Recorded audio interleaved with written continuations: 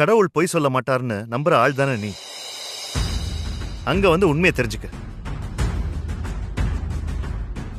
நான் கடவுளை நம்புறேன், அவர் பொய் சொல்ல மாட்டாரு. அந்த நம்பிக்கையில நான் வரேன். ஆனா அந்த துளசி ஏன் பொண்ணு இல்லைன்னு தெரிஞ்சிருச்சுன்னா அதுக்கப்புறம் வாழ்நாள் முழுக்க இந்த பேச்சை நீங்க எடுக்கவே கூடாது. கனகாவை வீட்டை விட்டு வெளியில போன்னு நீங்க சொல்லவும் கூடாது. விஸ்வாவுக்கும் கனகாவுக்கும் நான் கல்யாணம் பண்ண போறத நீங்க தடுக்கவும் கூடாது.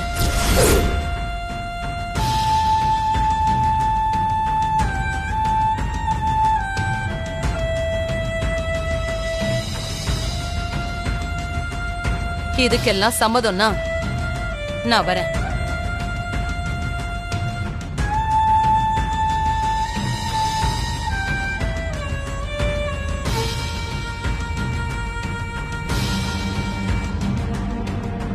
கடவுள் பொய் சொல்ல மாட்டாருங்கிற நம்பிக்கை எனக்கு இருக்கு.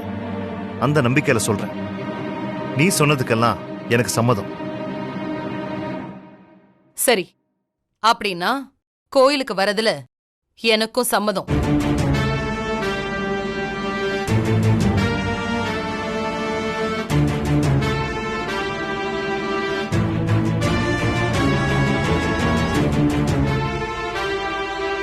என்ன இது புது பிரச்சனை? இது எங்க போய் முடியும்னு தெரியலையே.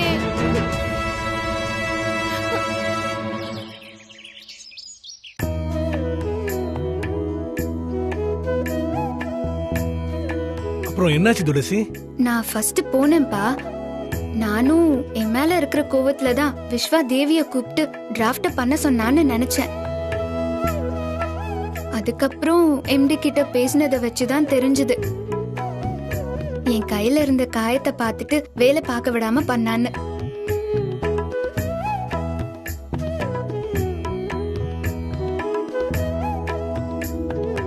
பரவாயில்ல துளசி, இப்பவாச்சும் விஸ்வாவுக்கு மேல கொஞ்சம் அக்கறை வந்திருக்கேன். அது வரைக்கும் சந்தோஷம்தான். ஆமா துளசி, கொஞ்சம் கொஞ்சமா உன் மனசு விஸ்வாவுக்கு புரியுதுன்னு நினைக்கிறேன். அது என்னமோ, ஆனா விஸ்வா என்னோட கஷ்டத்தை புரிஞ்சுக்கிட்டு ஃப்ரீ பண்ணி விட்டதை நினைக்கும் போது லைட்டா உள்ளுக்குள்ள ஹாப்பியா தான் இருக்கு. உன் மகன் மனசு கல்லுன்னு தான் நினைச்சேன். பரவாயில்ல, கல்லுக்குள்ளயும் ஹீரோன்னு சொல்ற மாதிரி அவனுக்குள்ளயும் ஹீரோ இருந்திருக்கு. துளசி, அவன் ஏன் புள்ள, என்னோட குணம் அவனுக்கு இருக்காதா என்ன? இதென்னமோ உண்மைதாம்மா. நீ மத்தவங்களுக்கு ஒண்ணுன்னா துடிச்சு போவ. அந்த வகையில உன் புள்ளையும் இப்பதான் உன் குணத்துக்கு வரான்.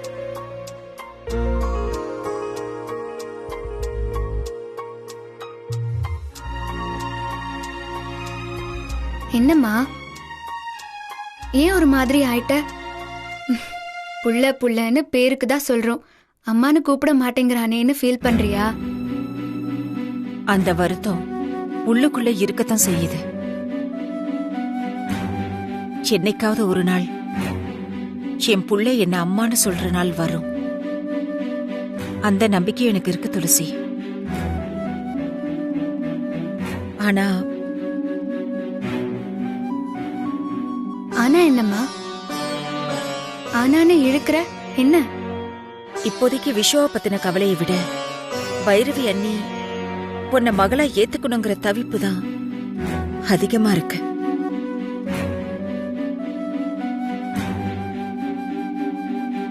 நீ எல்லாரும் முன்னாடியும் அவங்கள அம்மான்னு சொல்லணும்.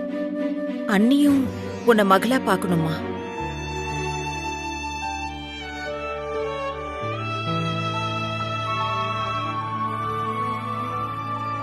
அதுக்காக நாளைக்கு ஒரு கோவிலுக்கு போறதா முடிவு பண்ணியிருக்கோம். தெரியுமா, ராஜராஜன் அப்பா ஃபோன் பண்ணி சொன்னாரு. அண்ணன் சொல்லிட்டாரா? சொல்லிட்டாரு.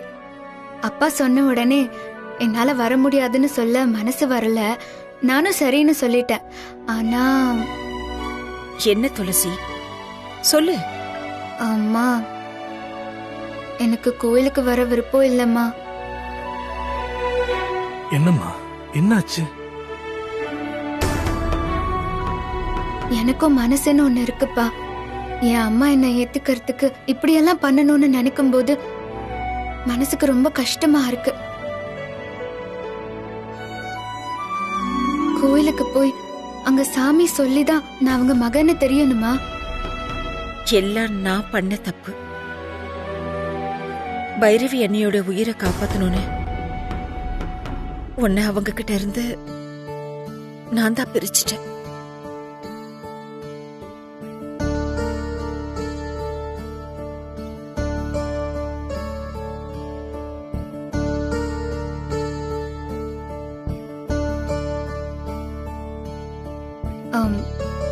அம்மா, நீ பண்ணது தப்பு இல்லம்மா. நீங்க மட்டும் குழந்தைய மாத்தாம இருந்திருந்தா நான் பிறந்தப்பவே அம்மா இறந்திருப்பாங்க. அவங்கள காப்பாத்தின தெய்வம்மா நீங்க. நான் உங்களை தப்பா நினைக்கலம்மா. ஆனா கடவுள் என்னை இந்த நிலைமையில வச்சுட்டானேன்னு நான் ரொம்ப ஃபீல் பண்றேன். உன்னோட ஃபீல் எனக்கு புரியுது துளசி. நடந்தது நடந்து போச்சு. ஆனா நடக்க வேண்டியது நல்லதா நடக்கணும்ல.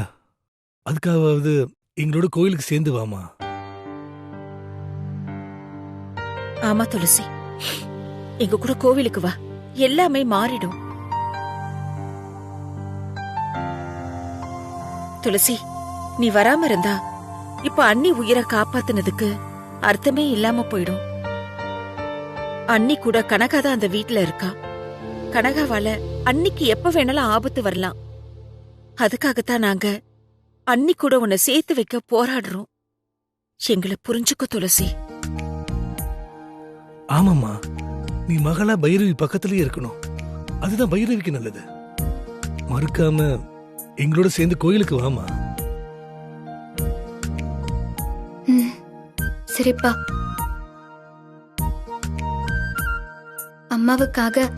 அம்மாவை கனகா கிட்ட இருந்து காப்பாத்துறதுக்காக நான் வரேன்.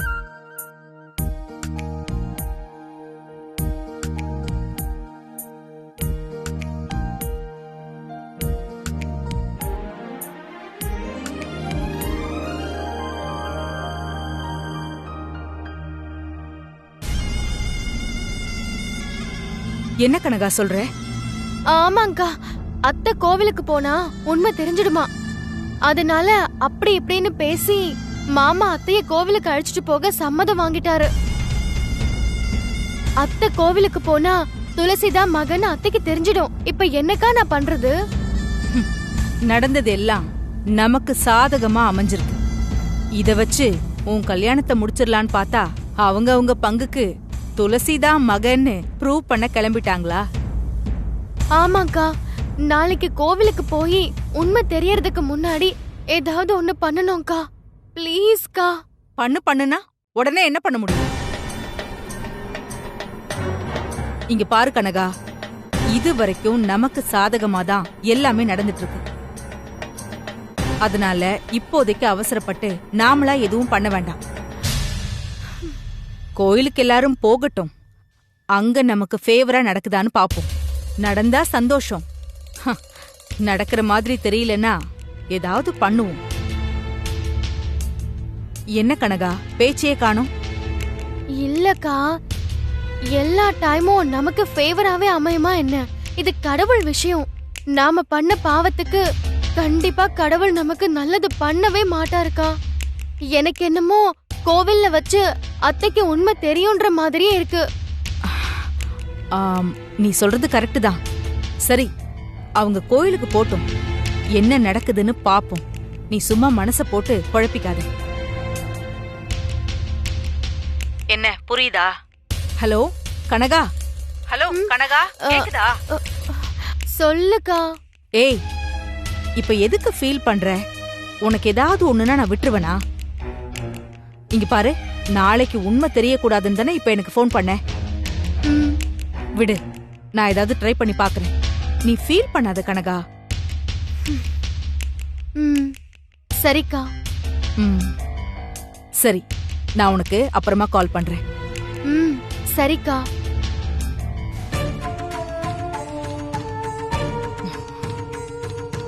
பைரவி அத்தைக்கு உண்மை தெரியக்கூடாது. என்ன பண்ணலாம்?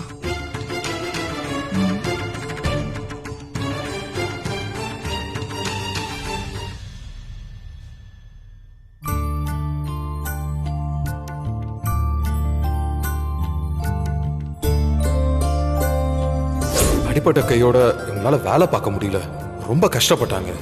அதை பார்க்கும்போதே கொஞ்சம் கஷ்டமா இருந்தது. அவங்கள ரிலீவ் பண்ணி விடணும்னு தான் நான் தேவி கிட்ட பொறுப்பை ஒப்படைச்சேன்.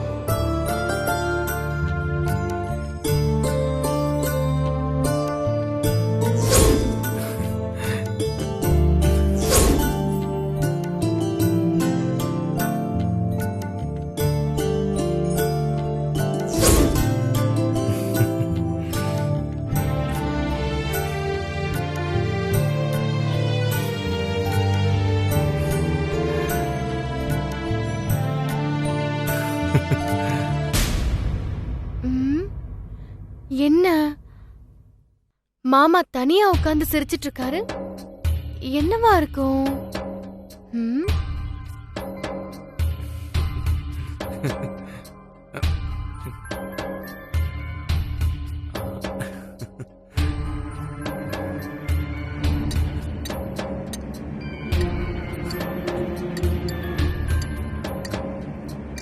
மாமா மாமா மாமா, என்ன மாமா தனியா சிரிச்சிட்டு இருக்கீங்க? அது ஒண்ணும் இல்ல. இல்ல மாமா, நீங்க சிரிச்சத நான் பார்த்தேன். உங்க சிரிப்புல ஏதோ இருக்கு. என்னன்னு சொல்லுங்க மாமா. ஒண்ணும் இல்லன்னு சொல்றேன்ல, அப்புறம் என்ன? நீ போ. ஒன்னும் இல்லன்னு சொல்லும் போதே தெரியுது ஏதோ இருக்குன்னு. ஆனா என்கிட்டே மறைக்கிறீங்கல்ல. மறைங்க மறைங்க, அது என்னன்னு நான் கண்டுபிடிக்கிறேன்.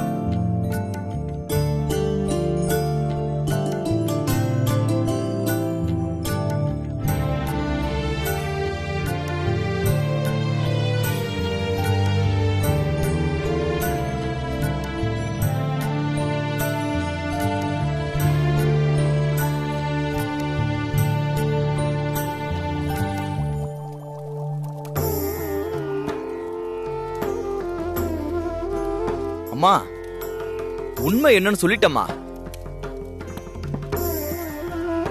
நீ உண்மை என்னன்னு சொல்லிட்டம்மா. இது போதுமா எனக்கு? இது போதும்.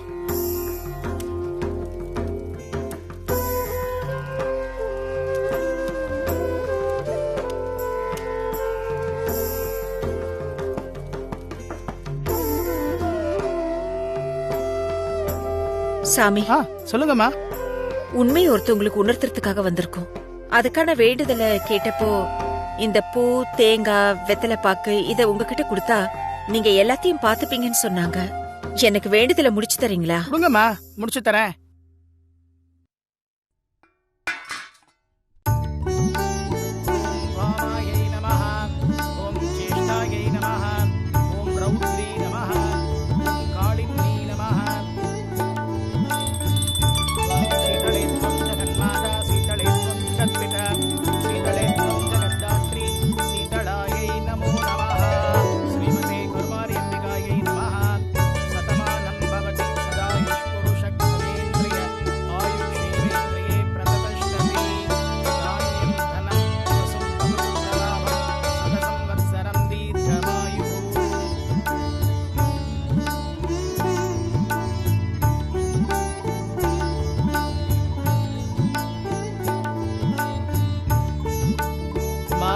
பகவதி,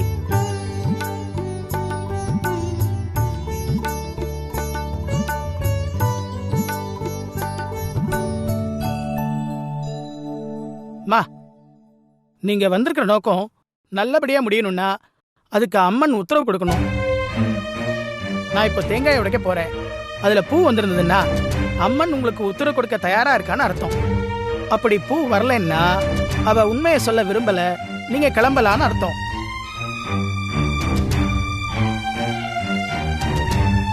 என்ன சாமி சொல்றீங்க?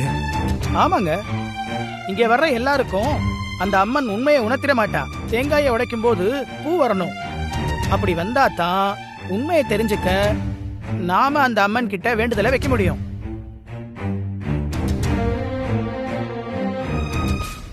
அதனால நான் இப்ப தேங்காயை உடைக்க போறேன். நீங்க உத்தரவு கொடுத்தாயன்னு மனசார வேண்டிக்குங்க.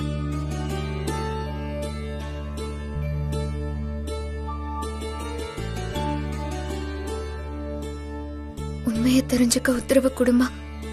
தாயே, உண்மையை தெரிஞ்சுக்க உத்தரவு கொடுமா. உண்மையை தெரிஞ்சுக்க எங்களுக்கு உத்தரவு கொடுமா.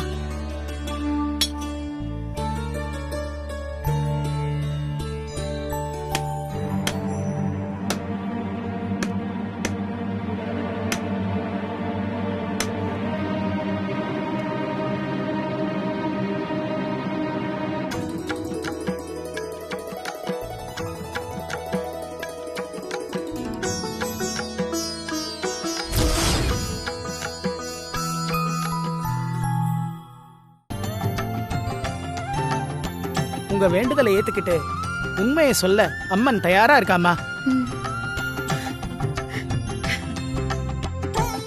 வாங்க, அம்மனுக்கு பொங்கல் வச்சு உண்மையை கேட்போம். ஐயா, உண்மையை தெரிஞ்சுக்க வேண்டிய இன்னும் வரல. அவங்க வர வரைக்கும் நம்ம காத்திருக்கலாமா? சரிங்க, அப்படியே பண்ணிடலாம்.